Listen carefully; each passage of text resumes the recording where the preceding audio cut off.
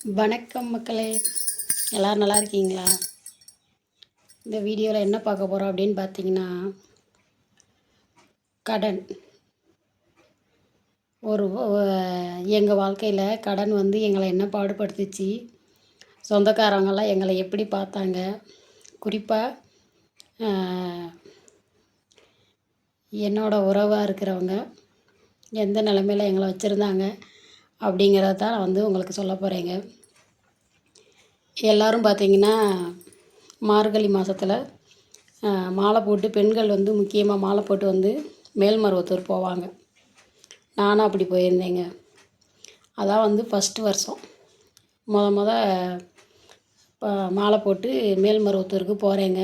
போகும்போது பார்த்திங்கன்னா என் மாமியாருக்கும் எனக்கும் ஒரே சீட்டு. அவங்க வந்து நிறைய வருஷம் மாலை போட்டு போயிருக்காங்க. நான் வந்து ஃபஸ்ட் டைம் போகிறதுனால 2 பேருக்கும் ஒரே சீட்டு. சரின்னு சொல்லிட்டு உட்காந்துட்டு போனாங்க. ஆனால் அங்கே நடந்தது பார்த்திங்கன்னா, நம்ம வந்து ஒரு மன நிம்மதிக்கு மன ஆறுதல் வேண்டி நம்ம வந்து மாலை போட்டு போகிறோம். ஆனால் இவங்க என்ன பண்ணாங்கன்னு பார்த்திங்கன்னா, பக்கத்தில் உட்காந்துக்கிட்டு எங்கள் வீட்டுக்காரர் கூட பிறந்தவங்க 3 பேர், 2 பையங்க 1 பொண்ணு. எங்கள் வீட்டுக்காரர் தான் மூத்தவர். என் மாமியார் என்ன பண்ணாங்கன்னு பார்த்திங்கன்னா, ஒரே குழந்தை புராணங்க. அவன் அப்படி பிழைக்கிறான், அவன் நல்லா பிழைக்கிறான், நீங்கள் கடனை வாங்கிட்டீங்க, நீங்கள் இப்படி இருக்கீங்க, என்றைக்கு தான் நீங்கள் அந்த கடனை கட்டி மீடேற, அவனும் அவன் பொண்டாட்டியும் எவ்வளோ சிக்கனமாக பிழைக்கிறாங்க தெரியுமா? அப்படி பிழைக்கிறாங்க. 10 ரூபா கொடுத்தாலும் அதை 5 ரூபாய் ஆக்கிடுறா. உங்களுக்கெல்லாம் அந்த கூறுவார் இல்லை, செய்யலை, அப்படி இப்படி நிறைய பேசுனாங்கங்க.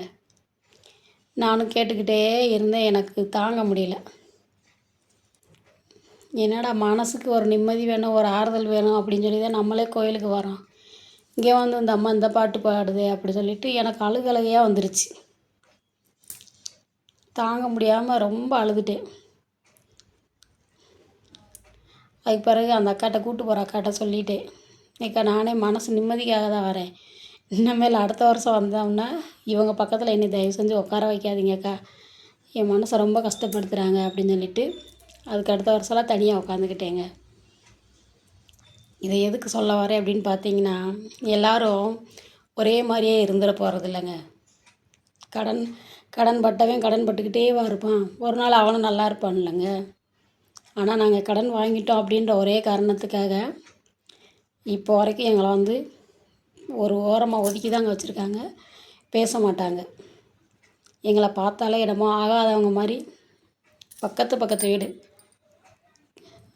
என் வீடு, அடுத்து மாமியார் வீடு, மாடியில் குழந்தை இருக்கான். அவனை நல்லா வச்சுக்கிடுவாங்க, அவனை நல்லா பார்த்துக்குவாங்க. ஆனால் எங்கள் வீட்டுக்காரர் என்னையும் பார்த்திங்கன்னா ஆகவே ஆகாது, பேசவே மாட்டாங்க. அந்த மாதிரி தான் வச்சுருக்காங்க. இதை எதுக்கு சொல்ல வரேன் அப்படின்னு பார்த்திங்கன்னா, நேற்று வந்து கடன்காரங்க வந்து அவன் வீட்டுக்கு வந்து கேட்டு வந்திருந்தாங்க. அவன் வந்து கடன் வாங்கியிருக்கான், லோன் வாங்கியிருக்கான் போல், கட்ட முடியல. ஃபோன் போட்டாலும் சுவிட்ச் ஆஃப் அப்படின்னு சொல்லிட்டு வீட்டுக்கு தேடி வந்துட்டாங்க. வீட்டுக்கு தேடி வந்தால் மாமனாரும் அவன் வீட்டுக்காரம்மாவும் பதில் சொல்லிக்கிட்டு இருந்தாங்க. எனக்கு அப்படியே மனசு ஒரு மாதிரி கஷ்டம். அவன் ஒன்று கட்டியிருக்கணும், இந்த வீட்டுக்கு தேடி வர அளவுக்கு வச்சுருக்கக்கூடாது. ஆனால் நம்மளை ஒரு மாதிரி நினச்சாங்களே, நம்மளை ரொம்ப தரந்தாழ்ந்து நினச்சாங்களே, எல்லோரும் அப்படியேவா இப்போ இருக்காங்க? அதுக்காக நான் வந்து இப்போ ஓகோன்னெலாம் பிழைக்கலை.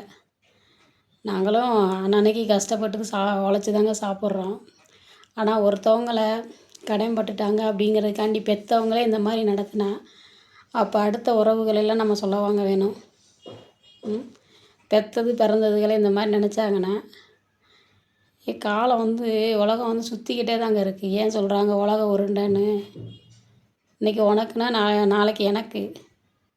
அதனால் யாரையும் இன்றைக்கி இருக்கிற நிலமையை வச்சு ரொம்ப தாழ்வாக நினைக்காதீங்க. அவங்களும் ஒரு நாள் முன்னேறி வருவாங்க, அதை நீங்களும் பார்ப்பீங்க.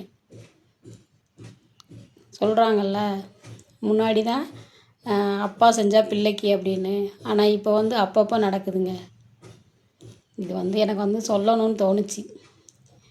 நீங்கள் யாரையும் அந்த மாதிரி கடனாக இருக்காங்க, கஷ்டப்படுறாங்க அப்படின்னா அவங்கள வந்து ரொம்ப தாழ்வாக நினைக்காதீங்க. ஏன்னா யாரோட நிலமை எப்படி மாறும் அப்படின்னு சொல்ல முடியாது. சரிங்களா?